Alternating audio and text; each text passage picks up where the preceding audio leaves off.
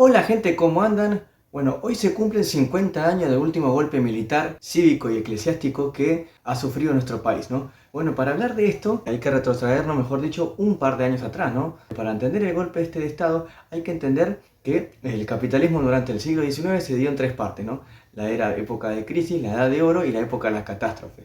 Más o menos en la edad de oro, que se puede situar a lo que sería post Segunda Guerra Mundial hasta mediados de los 70. ¿Por qué le dicen edad de oro? Porque fue en teoría la mejor época del capitalismo post Segunda Guerra Mundial. ¿Por qué? Bueno, obviamente post Segunda Guerra Mundial Europa, el centro del mundo en esa época, había quedado recontra devastado. Entonces, obviamente necesitaba que el Estado intervenga por primera vez en la economía, ¿no? Ese capitalismo que vimos siempre, ¿no? O sea, el Estado se mantenía al margen, ¿no? Y era negociación entre los privados, deja de ser eficiente, ¿no? Deja muchas crisis en todos los distintos países, ¿no? No solamente en Europa, sino en Sudamérica también, y ni hablar de demás continentes. Ese capitalismo empieza a entrar en crisis y a mediados de la post-Segunda Guerra Mundial, el Estado se ve obligado a intervenir, ¿no? En la economía por primera vez en la historia. ¿Qué quiere decir un Estado interventor, benefactor? Que por lo menos va a garantizar una mínima calidad de vida al ciudadano, ¿no? Pero ¿qué pasa? Ese estado de bienestar que garantizaba, aunque sea en pleno empleo, empieza a resquebrajarse en la década de los 70. Claro, ya el Estado empieza a intervenir y empieza a generar una inflación que lentamente se va acelerando. Imagínense, de década del 40 hasta los 70, 30 años de inflación, sumale que el sector privado no acataba lo que el Estado le decía, ¿no? En planificación. La planificación de la economía, siempre el privado obviamente va a buscar más, entonces crecía en forma paralela. Eso se fue juntando, acumulando y generando cierto tipo de inflación que a mediados de la década de los 70 ese estado de bienestar va a entrar en crisis. Ahora, ¿por qué digo esto? Porque Perón, cuando vuelve en los 70, va a volver en esa época, final del estado benefactor, y va a lo que sería el Estado nuevo, neoliberal, que es más que nada volver otra vez al siglo XIX, pero obviamente cambiando un poco la movida. Pero bueno, en fin, entonces esa edad de oro se estaba yendo al Joraca, como decimos acá en Argentina. Ahora estaba volviendo este nuevo capitalismo conocido como neoliberalismo. Entonces a Perón le tocó, cuando regresa a mediados de la década de los 70, esa transición del fin del estado de bienestar a este estado neoliberal. Sumarle que a Perón estaba mal de salud y durante el exilio su partido político estuvo dividido en dos facciones, lo que sería la izquierda y derecha peronista. Perón desde el exilio más o menos lidiaba con los dos. Ahora, pero cuando vino acá fue otra cosa, porque se lo encontró con carne propia esta división que tenía. Y él, bueno, como no, el sector de izquierda no estaba asociado más que nada a la guerrilla, la organización más fuerte de los montoneros, había otras organizaciones también de otros partidos, pero bueno, la más conocida dentro del peronismo era los montoneros. Perón le gustó mucho lo que era la violencia y eso, y se termina volcando, dándole la mano, mejor dicho, a la derecha peronista, por decirlo de un modo derecha, ¿no? Porque tampoco era, sino que eran los viejos líderes peronistas que querían una armonía, lo que quería Perón en la década de los 40 y 50, una armonía entre capital y trabajo. Pero ¿qué pasa? Cuando viene se inclina por eso y los montoneros pasan a actuar en la clandestinidad con las otras guerrillas. Entonces es un cambalache el país. Sumale que Perón estaba mal de salud, vuelve en el 73 post elecciones, en el 74 fallece. Asume a su esposa, Isabela Martínez Perón, Isabelita, como la conocemos todos. Volvemos otra vez al contexto internacional. El capitalismo estaba en crisis, que encima para colmo el petróleo empieza a ser un componente muy fuerte en la economía de lo que vuelve ahora, si no más y más y menos. Imagínense Estados Unidos invade el país para sacarle el petróleo, ¿no? Ok, entonces ¿qué pasa? Los países proveedores de ese petróleo, que es Oriente, ¿no? Toda esa zona ya entran en crisis también. No empiezan a abastecer el petróleo. Y eso empieza a generar una espiral inflacionaria, porque el petróleo también repercute en los otros sectores de la economía. Entonces tenemos final, a los 70, a los 80, la crisis del petróleo. En Argentina empieza a pegar fuerte, como dijimos, ya estaba Perón, había partido con Dios, no, teníamos a Isabelita que, bueno, además de ser una sociedad muy machista, como era mujer, empezaron a pegar, y sumale que ella se dejaba influenciar mucho por la influencia de su ministro, ¿no? Que decían López Rega, decían el brujo porque, bueno, andaban la macumba, qué sé yo, vaya a saber. Bien, ¿qué hace López Rega? Hace todo lo contrario al que el peronismo venía en la década de los 40-50, ese peronismo que quería intervenir en la economía para repartir equitativamente la riqueza. Hace todo lo contrario López Rega. ¿Por qué? Porque quería ser un gobierno de derecha. Pero ¿qué pasaba? Ese gobierno de derecha que quería implantar él iba a ir a chocar contra la pared. ¿Por qué? Porque si la base del peronismo eran los sindicatos y las organizaciones obreras, entonces entraste en una demagogia que no vas más que nada a chocarte con la pared. Tal es así que la situación económica era muy, muy tensa en la Argentina, que el mismo ministro de Economía, tiran unas famosas medidas de shock, las primeras neoliberales que se conocen en el país, como el Rodrigazo. Ajuste en todo, aumento de combustible, como decíamos, como veníamos de la crisis del petróleo, o sea que repercutió en el bolsillo del argentino espectacular. ¿Por qué digo todo esto? Porque dicen, cuenten la historia. Entonces yo estoy diciendo que había organizaciones guerrilleras del 70 hasta el 76 que secuestraban, mataban gente, ¿no? Pero ¿qué pasaba? Para cuando se da el golpe de Estado en 1976, esas organizaciones guerrilleras, la más conocida era el ERP y los Montoneros, creo que había alguna que otra también, para el 76 ya estaban prácticamente desvanecidas. ¿Quedaba algún otro guerrillero? Sí, pero ya estaban desvanecidas porque la misma AAA, Alianza Anticomunista Argentina, que hizo el peronismo,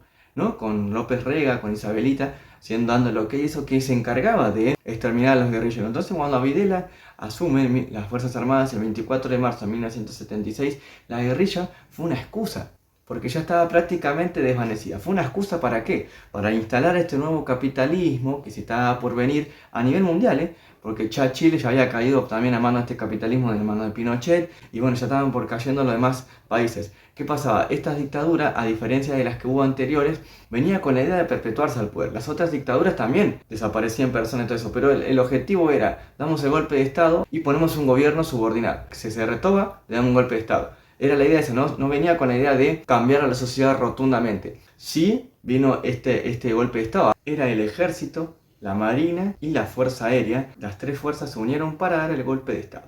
Entonces, para cerrar esta parte, hay que decir que sí, hubo guerrilla del 70 hasta el 76 más o menos, y se fue desvaneciendo porque el mismo peronismo la fue aniquilando con la famosa AAA, ¿no? Con la excusa de acabar con la subversión, el orden. Entonces los militares asumen eso, pero ya la guerrilla estaba recontra desvanecida. Sí, hubo guerrilleros, como le decía, pero ya fueron exterminados. Ok, entonces la excusa fue esa, acabar con la guerrilla, pero vamos a instalar un modelo económico que va a cambiar la historia de los argentinos, ¿no? Tal es así que todavía aún seguimos sufriendo las consecuencias de este golpe.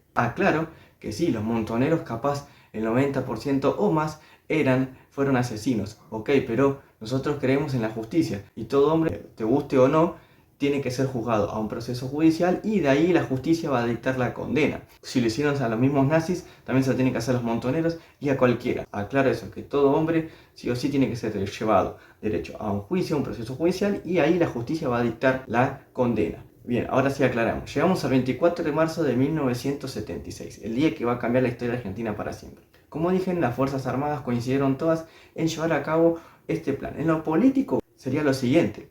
Vamos a eliminar y disciplinar a todo aquel que se oponga al régimen, ¿no? Incluso llegar a la desaparición física de todo aquel que se oponga al régimen. Todo sector combativo que ellos consideraban subversivo, ¿no? Antes del golpe de Estado tenían una lista y todo lo demás lo que pasaba. Entonces ellos tienen una lista y bueno, todo esto lo vamos a eliminar, ¿no? Queremos instalar este modelo económico que dure para siempre, ¿no? Queremos instalar, algunos documentos dicen que quieren instalar hasta el 2000, imagínense. Entonces tenemos que eliminar de raíz, lo vamos a torturar hasta no dar más y después lo vamos a matar, porque sí. Porque obviamente nos va a oponer este modelo económico que vamos a hablar ahora más tarde. Lo principal, eliminar a todo aquel que se ponga régimen. No importa si era menor de edad, mujer, niño, abuelo, anciano, no me interesa. Entonces, ¿qué agarraban? Armaban grupos de tarea que eran grupos civiles, por eso eran golpe civil. Y bueno, entonces agarraban, entraban a tu casa, ¿no? Y se llevaban a la persona que consideraban entre ellos, entre comillas, subversivo. Y si no, también lo hacían a plena luz del día, en una esquina, en la calle, etc. Pero por lo general entraban de noche, ¿no? Que no se ve bien.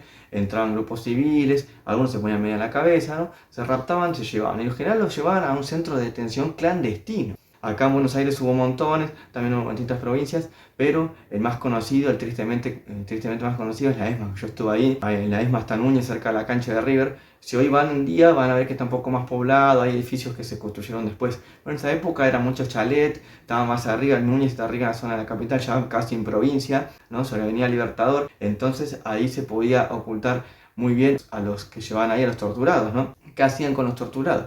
Lo agarraban, lo torturaban con picana eléctrica, los cagaban a palo, lo tenían en conchina infrahumana, tapaban los ojos. ¿Para qué? Para sacar más datos de otros detenidos y así hacerse una red y llevar a cabo un plan sistemático de tortura y represión. No le importaban si eran mujeres. Comentarios, no muchos testimonios hicieron que ellos mismos la violaban y a los hijos que ellas la violaban ahí lo tenían y lo repartían. O sea, los bebés, los famosos bebés que eran alrededor de 500, poquito más, poquito menos, eran el gran botín a repartir de estos militares, ¿no? tanto que es así que se lo quedaban ellos o se lo daban a familias cercanas a ellos, ¿no? Tenían ahí centro de maternidad, en el centro clandestino, obviamente eran médicos profesionales que estaban ejerciendo eso de forma clandestina, ¿no?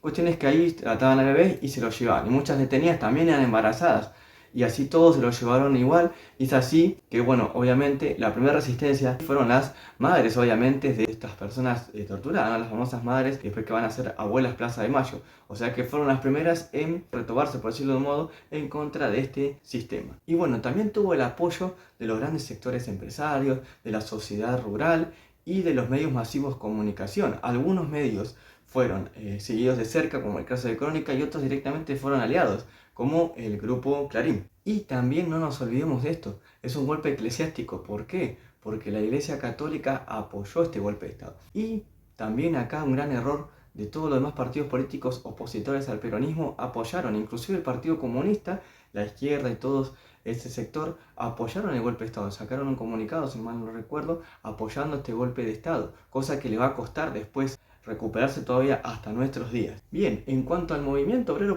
como ustedes sabrán, agarramos el libro de historia, vas a ver la sucesión de hechos políticos, ¿no? A lo largo de la historia, izquierda, derecha, manejando el país.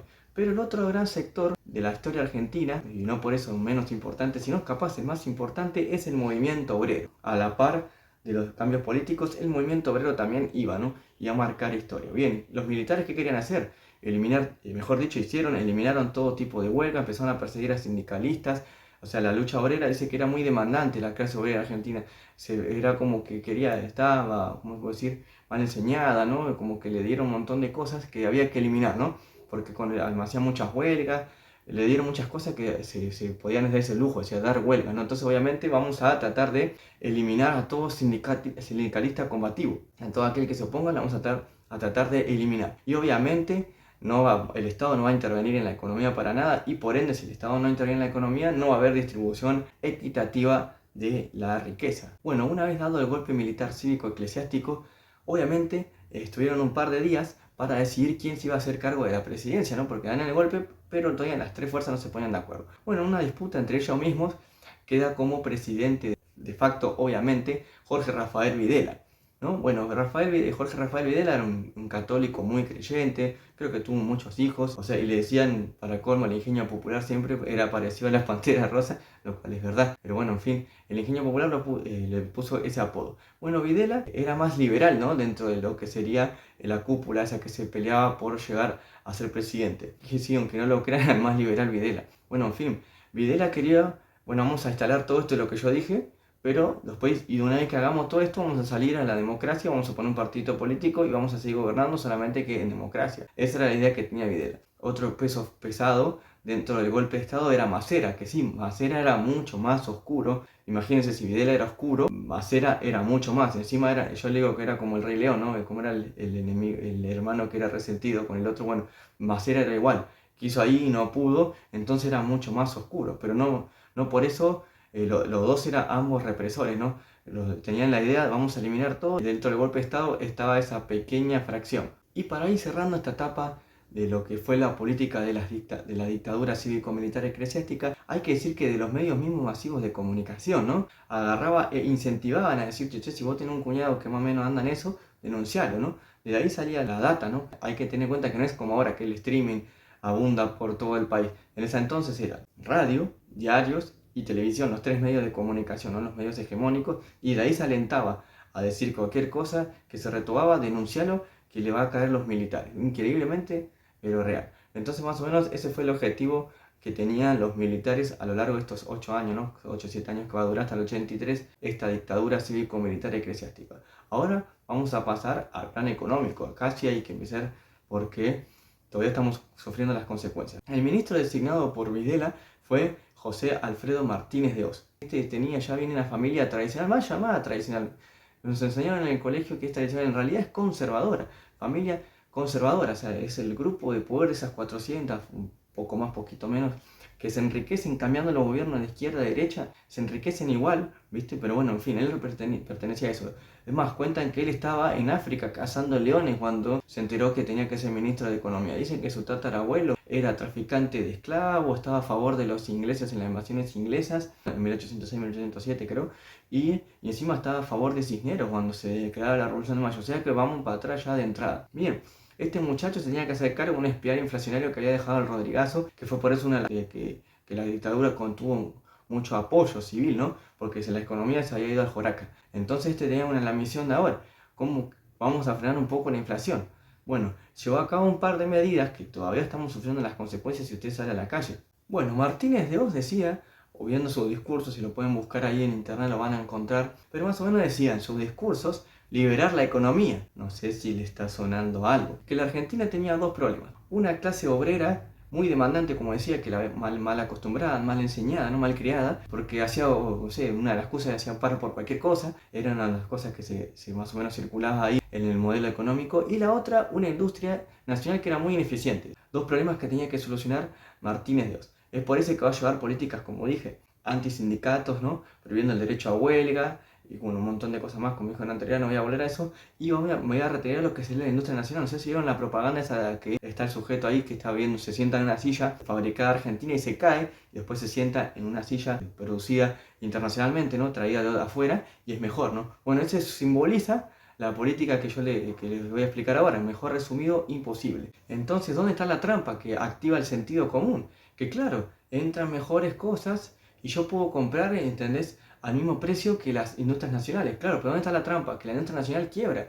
Porque es lo mismo que, no sé, la AFA permita que entre el Manchester a competir acá con los equipos argentinos. Obvio que los demás equipos no van a competir con el Manchester United porque no tiene ese capital financiero. Por ende que, ¿no? Habría que poner un arancel para que pueda entrar el producto extranjero, pero que esté a la altura, obviamente. Así puede defender el internacional, pero el proteccionismo es lo que hace Donald Trump hoy en día. No estoy diciendo nada raro. Donald Trump protege la internacional y le pone aranceles. Sí, entren lo que sea, pero tienen que poner aranceles porque yo tengo que proteger la internacional. Bueno, Martínez hizo todo lo contrario. Sacó los aranceles y empezaron a entrar productos, si bien de la buena de calidad, que competían con la internacional. Claro, entonces la internacional, con la tremenda empresa que está viniendo acá, no puede competir. Y por ende que empezaban a cerrar fábricas, ¿no?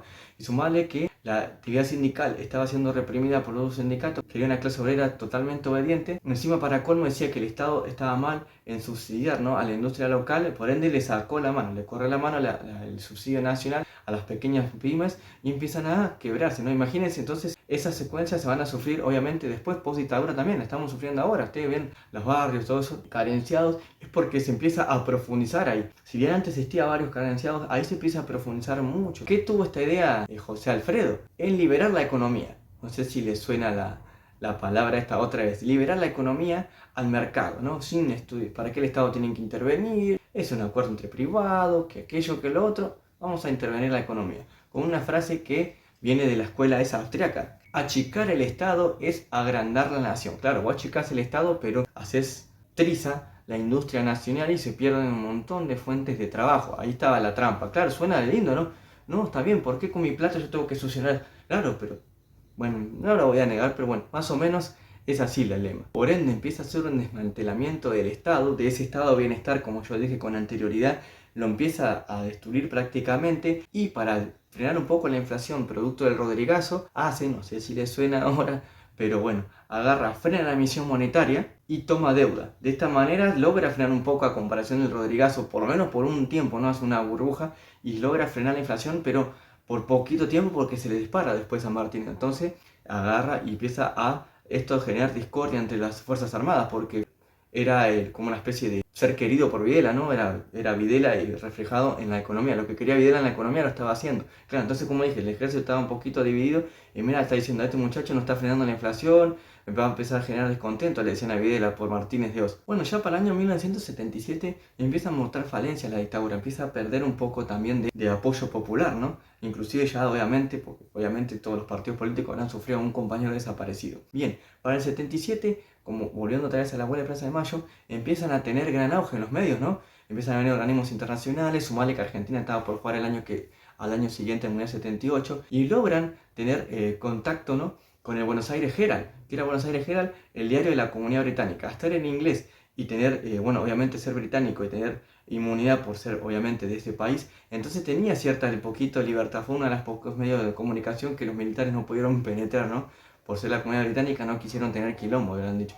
Cuestión es que las madres de Plaza de Mayo logran filtrarse ahí, filtrarse una forma de decir, no logran tener conexión y pueden, este diario publica algo referido a la desaparición de personas. Bien, volviendo al tema económico, para el 77 la inflación no la pudo controlar Martínez de Oz, se fue al Coraca creo que al 400%, por ahí. Hay tapas de varios diarios que dicen que aumentaron hasta un 40-80%, o sea que ya no contaba con el apoyo de la gente común. Para colmo, asume un presidente nuevo en Norteamérica, que era Carter, si no me equivoco, que, como dijimos, Estados Unidos contaba, el golpe militar, me olvidé decirlo, contaba con el apoyo de Estados Unidos, igual que tampoco, obviamente, como en todo el mundo. Pero entonces este presidente como que le inquietaba a Carter que el tema de las madres de Plaza de Mayo, ¿no? Porque estaban protestando mucho los desaparecidos, entonces presiona a Videla para que haga algo. A sumarle también a los argentinos exiliados que agarraban y tenían contacto ahí con los medios de otros países. ¿Qué hace el gobierno? Redobla la apuesta. Primero lleva un plan siniestro en el exterior. Instala, si no mal no me equivoco, eso estaba todo obviamente a cargo de Macera, hace una unidad de operación y empieza a seguir la actividad de la gente exiliada por el régimen en Europa, ¿no? O en Estados Unidos, empieza a ver cómo la mano la empieza a seguir, etc. Y tenía un plan mucho más siniestro, que fue infiltrar a uno del ejército, ¿no? Más que nada de la Marina antiperonista, dentro de la organización, que va a ser un golpazo para esa organización de las Madres de Plaza de Mayo, el famoso Astiz, ¿no? Lo infiltra ahí, que tenía cara de chico bueno, qué sé yo, se hace pasar por un hermano desaparecido y se empieza a ganar la confianza de las Madres de Plaza de Mayo, que va a ser un golpe letal para esa organización, porque después van a mandar al frente a un par de ahí con un beso, famoso ese beso que le daba, el beso de Judas, ¿no? Significa creo 8 o 9 personas y son las que después los grupos paramilitares van a perseguir, y una de ellas es Azucena, una de las fundadoras, que todavía no sabemos, no la podemos encontrar, y Dios quiera que un día le encontremos el paradero y se haga justicia. Llegamos al año 1978, año obviamente del Mundial, y acá Martínez de Oz hace una apuesta fuerte para frenar la inflación. Hace lo que se conoce como la reforma del sistema financiero. Libera las tasas de interés, permite la salida en masa de capitales, ¿no?, al extranjero. Empiezan a aparecer bancos y financieras cuyos depósitos, ¿no?, están garantizados por el Estado Nacional. Esto fue una medida fuerte que tomó Martínez de Oz para frenar la crisis que se estaba viniendo. Y bueno, como dije, el año 78 era el año del Mundial. La magia de Mario Alberto Kempes va a aparecer en junio, pero para eso el Estado agarra, empieza a tomar deuda, ¿no? Empieza a hacer estadios, hoteles, todo acorde para el Mundial. Me parece bien, ok. Pero ¿qué pasa? Endeudando al Estado y contratando a empresas, contratistas muy allegados a ellos, ¿no? Por ende hay empresas, por eso digo que es complicidad civil, porque ellos sabían que se estaban endeudando al Estado y sin embargo aceptaron los contratos igual. Entonces por ende contrataron estadios, hoteles, rutas y todo lo demás a cargo del Estado. Como dicen hoy en día, está muy cómoda con la nuestra. Y bueno, como sabemos, el Mundial agarró ese fervor popular, ¿no?, que tenemos en la Argentina acá por el fútbol, y obviamente lo usó para poder tapar todo, ¿no? Todo lo que se le podía cantar a Videla, ¿no? Quería esa imagen de orden al mundo también. Y bueno, en fin. Entonces ganamos el Mundial, ¿no?, con los goles de Kempes, con las tartajadas de Fillol y todo lo demás. Yo soy futbolero, para que no saben, obviamente se habrán dado cuenta. Claro, ¿qué pasa? Ganamos el Mundial, la alegría le va a durar un par de meses, nada más. Después, cuando la Argentina vuelve a caer en la realidad, el país no se estaba bien económicamente. Post-mundial, mejor dicho, Videla ratificado como presidente, le dan un boleo a Macera, lo corren, y Viola empieza a tener más espacio en el gobierno, ¿no? Viola era más, el presidente que va a seguir a Videla, era más allegado a las ideas de él, ¿no? Creo que eran íntimos amigos también con Videla, si no mal no recuerdo. Entra en escena post-mundial la famosa tablita Martínez, no sé si la han escuchado hablar tus viejos, tus abuelos. ¿Qué consistía la famosa esta tablita Martínez de Oz, ¿no? Siempre el dicho popular empieza. Consistía en lo siguiente: fijar la cotización del dólar mediante una serie de evaluaciones, ¿no?, de la moneda programadas, pues supuestamente entre ellos controladas, eliminar los aranceles a las importaciones, y se abre de forma, o sea, sin ningún tipo de control, a los capitales extranjeros. Vengan muchachos, vengan a nuestro país. Prácticamente era eso. Bien, ahora la clase media con esto vive una especie de burbuja, ¿no? No sé si vieron Plata Dulce, la película, es eso. Compran todo con el dólar barato, pero que el árbol no tape el bosque. Como toda burbuja, ¡tup!, estalla. Claro, ustedes dirán, buenísimo, se abre la economía, entran empresas, claro, pero no invierten en fabriquita, no es un capitalismo ese fabril, ¿no?, como estábamos acostumbrados al estado de bienestar, sino que vienen a invertir en lo que sería el sistema financiero, en bonos, etc. Y acá aparecen, no sé si les suena ahora, pero las famosas bicicletas financieras. ¿En qué consiste esto? Venían las instituciones financieras internacionales. Esas instituciones internacionales son financieras, ¿no? Bien, ¿qué pasa? Vienen con su capital, acumulan intereses acá, ¿no? En Argentina, nuestro país, intereses altísimos estamos hablando, y se fugan del país. O sea que no dejan la guita, por eso es una famosa bicicleta financiera. La famosa, y después viene el término de está bicicleteando, claro, venía, como tenía la entidad financiera, agarra, acumulaba muchos intereses, ¿no? De guita, capital, ¡fum! Se iba. Y no dejaba un peso acá. Por ende por eso fue una burbuja. Increíblemente, no sé si le está sonando algo actual o no, pero bueno, así fue. Entonces esa burbuja, ¡pum!, a la larga se iba a pinchar. Y ya para 1979, esa burbuja que vivió la clase media y un poquito la clase trabajadora, ya estaba recontra pinchada. Para colmo, viene la OEA, ¿no? La Organización de Estados Americanos, ¿no? Una organización peso pesado acá. Y bueno, empieza a hacer un informe, ¿no? Empieza a investigar cárceles, saca un informe demoledor. O sea, obtiene un informe demoledor en contra de la dictadura. Entonces, ¿qué pasa? Utiliza 1979, estamos hablando del famoso equipo de Menotti, donde estaban Maradona, Ramón Díaz y las demás figuras. Ganamos un mundial allá en Japón, ¿no? La gente se levantaba, me contaron a mí a las 2 de la mañana para ver a Maradona brillar como nunca, hasta el 86, ¿no? En la selección argentina. Entonces saca la famosa propaganda tristemente célebre, la famosa frase: los argentinos somos derechos y humanos. O sea, otra vez vuelve a usar el fervor popular para taparlo, ¿no? Pero bueno, obviamente eso vamos tapando. Ya estamos en 76 a 79, 3 años de gobierno, sucesiones, medidas que profundizaron aún más el Rodrigazo. Ya quedó atrás el Rodrigazo del 75, imagínense, ya se había devaluado la economía ahí, se siguió recontra deteriorando la economía hasta el 79. Bueno, después de este informe de la OEA, ¿no? Organización de Estados Americanos, se da cuenta el mundo ya que la dictadura acá estaba haciendo atrocidades a los derechos humanos. Entonces, ¿qué hace el gobierno? Sale a pegar fuerte y reaviva un conflicto bélico que tenemos de siglo, a principios de siglo, ¿no? Con Chile, ¿no? Por el tema de ahí del sur, un par de tierras, qué sé yo. Cuestión es que estuvimos a nada de irnos a la guerra. Tuvo que intervenir el mismísimo Papa para que no pase. Obviamente, todo lo que trae guerra y fútbol saca ese sentimiento nacional del argentino. Juegan, mejor dicho, con la gente y estuvimos a nada de ir a la guerra. Con eso taparon un tiempo y ya llegamos a 1980, 81. Obviamente, como siempre digo, la crisis sigue, ¿no? Siempre los medios instalan algo para taparlo, pero en cualquier momento va a estallar todo. Para 1980, para colmo, otro golpazo a la dictadura cívico-militar eclesiástica es que Esquivel gana el Premio Nobel de la Paz, ¿no?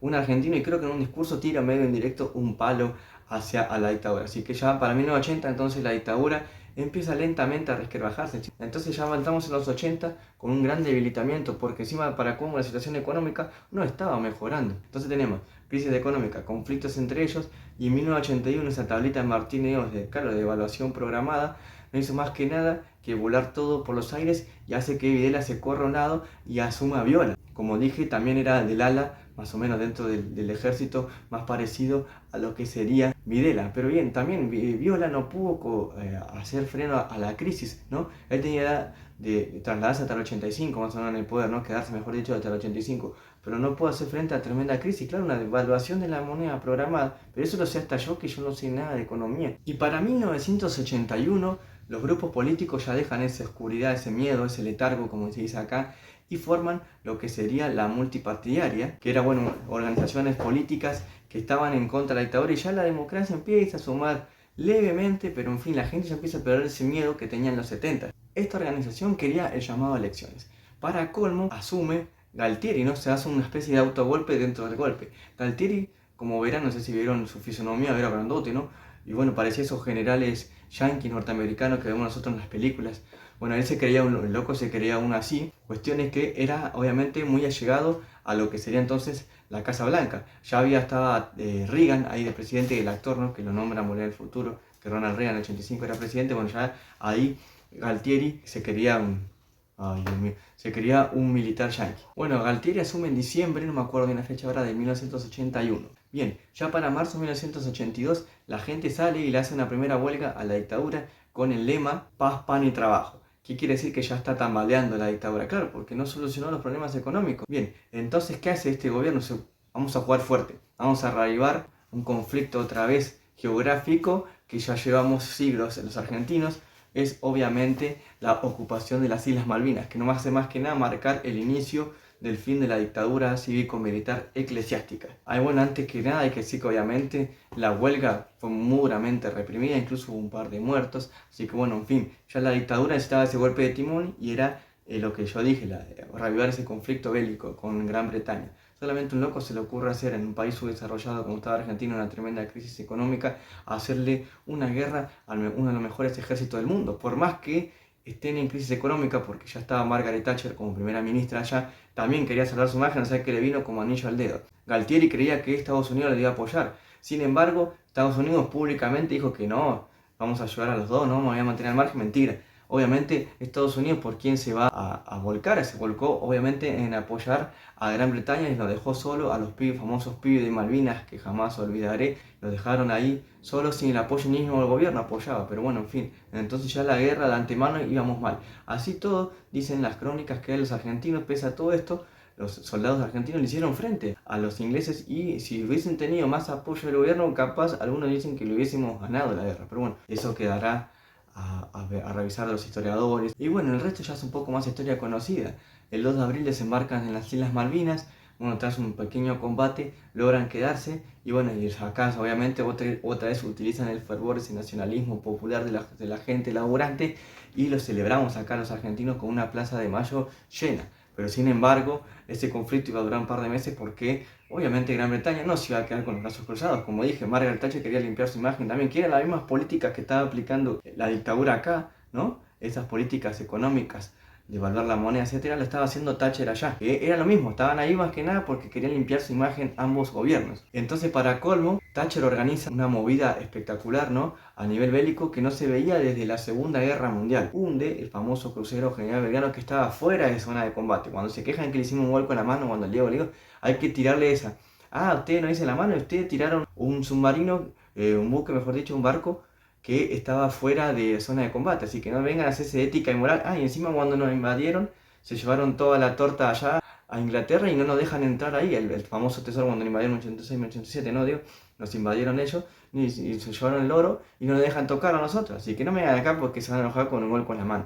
Pero bueno, pero en fin, esa es la opinión mía. Y promediando junio, Argentina firma la rendición. ¿A dónde está el problema? Que decían que íbamos ganando. La gente se fue a dormir en sus casas ese día a la noche, el día anterior, los días anteriores, diciendo que bueno, vamos ganando la guerra. Y cuando se despertaron ese 14-15 de junio, se dieron cuenta que la guerra la habíamos perdido. Fue un golpazo para Galtieri, obviamente la gente fue a protestar, Galtieri cagón, salió al balcón, le decían, y obviamente no le quedó otra cosa a Galtieri que tomarse el buque, porque ya la gente no te quería ni ver ni a 100 kilómetros a la redonda. Y asume Viñones. Viñones solamente tenía el apoyo del ejército, no tenía ni de lo que sería la marina ni la fuerza aérea. ¿Y qué hace Viñones? Llama a uno ya más conocido en la historia argentina más moderna, Domingo Felipe Cavallo. No era cordobés para que sea su ministro de Economía. Cavallo que después va a ser el ministro de Economía de Menem. Pero bueno, eso es otra historia que lo voy a resumir un pequeño 30 segunditos después. Pero bueno, en fin, llama a este para que solucione el quilombo económico, porque la gente ya no daba más para más.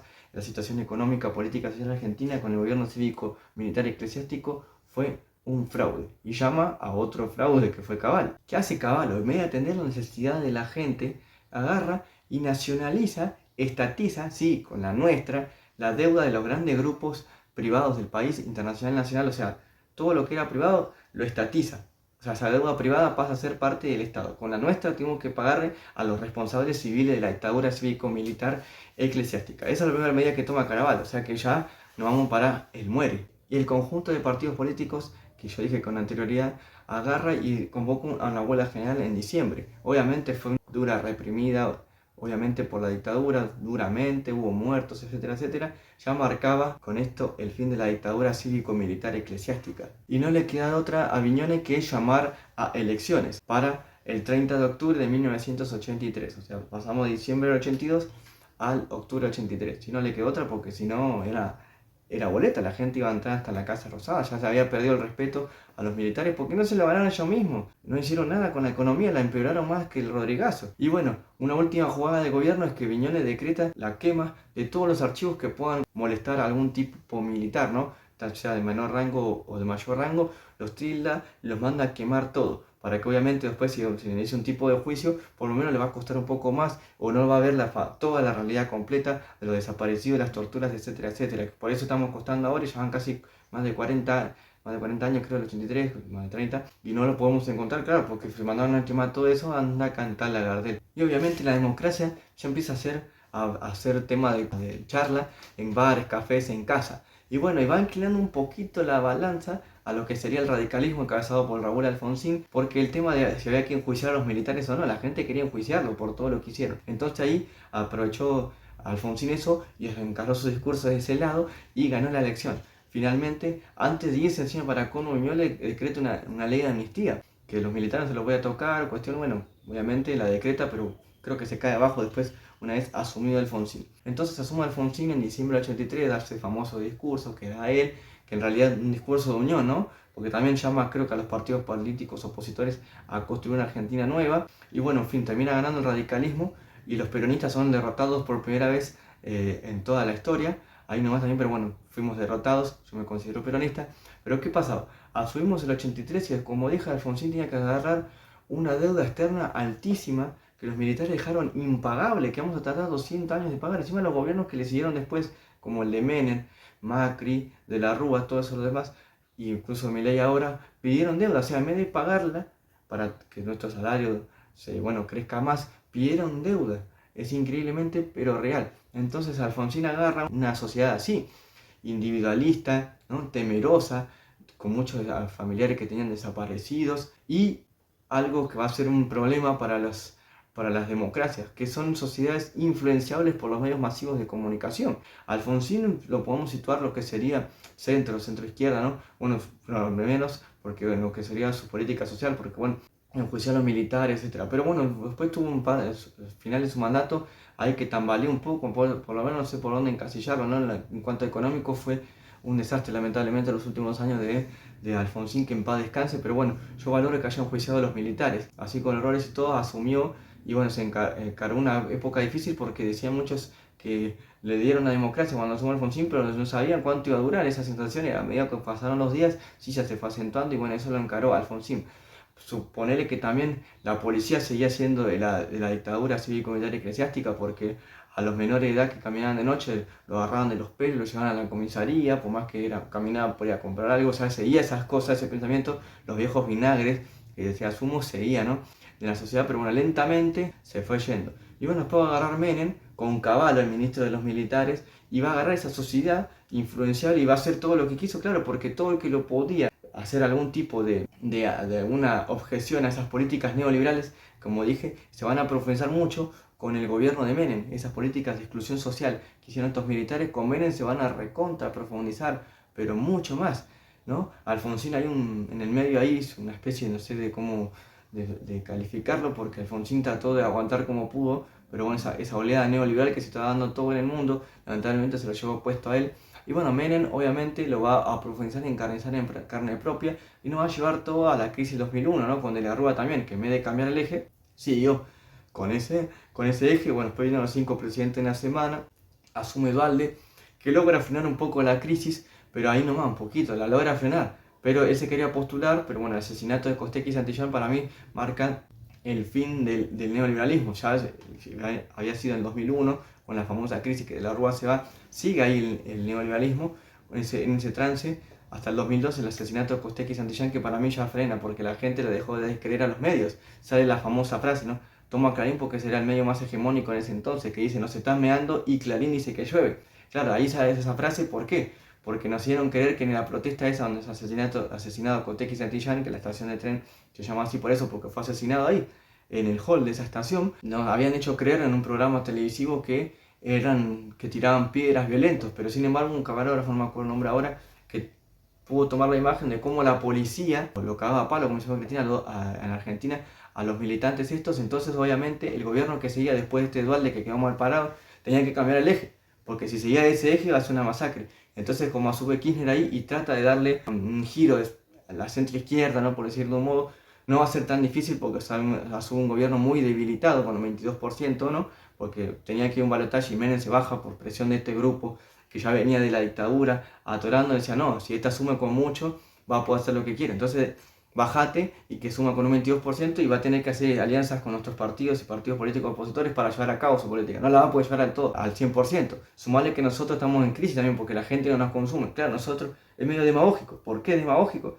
Porque vos fuiste el que tapó toda esta crisis durante 30 años y te olvidaste que sos empresa. Si no te consume la gente, tus medios de comunicación, la TV por cable, tus medios tradicionales y la radio, te vas a hacer crisis. Te olvidaste que era empresa. Pero bueno, en fin, eso es un poquito para hablarlo. Si quieren que lo hable después, lo hablo, pero bueno, en fin, Quería hablar esto a 50 años del golpe cívico militar eclesiástico, repetimos nunca más, apoyamos la lucha de las abuelas que con lo que pueden van adelante y ojalá un día se haga justicia, ya Estela de Carlotto pudo recuperar a su nieto y bueno, esperamos que las demás sigan recuperando, espero que les haya gustado este relato, poco largo, pero bueno, quería contar esto porque bueno, yo me debo a la verdad, como digo yo, y bueno, yo soy peronista, centro izquierda, comunista, nunca neoliberal. Mi familia sufrieron las consecuencias de esas políticas, mis conocidos también, así que sé lo que es en carne propia esto. Y bueno, nada, espero que les haya gustado. Si me faltó alguna parte del relato, díganmelo, no hay ningún problema, comenten con respeto si no les gustó algo, yo no tengo ningún problema. Se trata de debatir, estamos en democracia y vuelvo a repetir, señores jueces, nunca más.